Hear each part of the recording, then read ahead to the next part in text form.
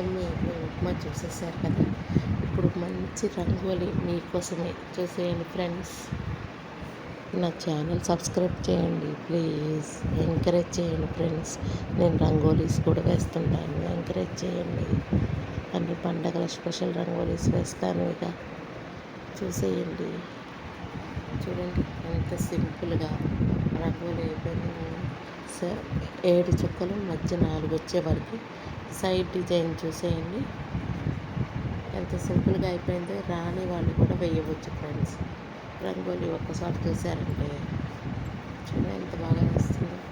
Side design కూడా చూసేయండి ఎంత సింపుల్గా వేయచ్చు. 2 డాట్స్ పెట్టుకొని 5 డాట్స్ పెట్టుకొని వేసేయచ్చు. మీకోసం సైడ్ డిజైన్ సింపుల్గా నేర్చుకుంటారని. ఈ కాలంలో పిల్లలకు ముగ్గు వేయటం కూడా రావట్లేదు.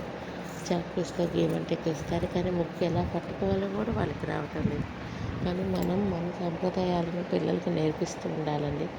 ఎప్పుడన్నా అప్పుడప్పుడన్నా ముగ్గు వేపియాలి వాళ్ళతో. అప్పుడే వాళ్ళకి కూడా వస్తుందండి. రాదు అంటే మనం నేర్పిపోతే ఎలా వస్తుందండి పిల్లలకి? మనం చెప్పేదాన్ని బట్టే కదా ఏదైనా. అంటే సైడ్ డిజైన్స్ ఒక్కోటి ఒక్కో తీరుగా వేశాను చూపించడానికి. అన్నీ ఒకలాగా లేవు, కావాలని అలా వేసాను. చూడండి ఫ్రెండ్స్, ముగ్గు ఎలా ఉంది చెప్పండి కామెంట్లో. రంగోలీ ఉప్మా వీడియో కలిపి చూసేయండి.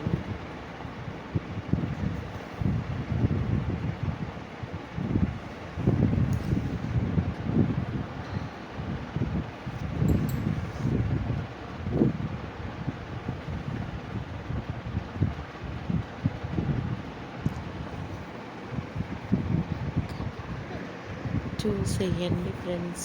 సైడ్ డిజైన్స్ కూడా నేను ఇంకన్నీ అప్లోడ్ చేస్తాను. బాయ్.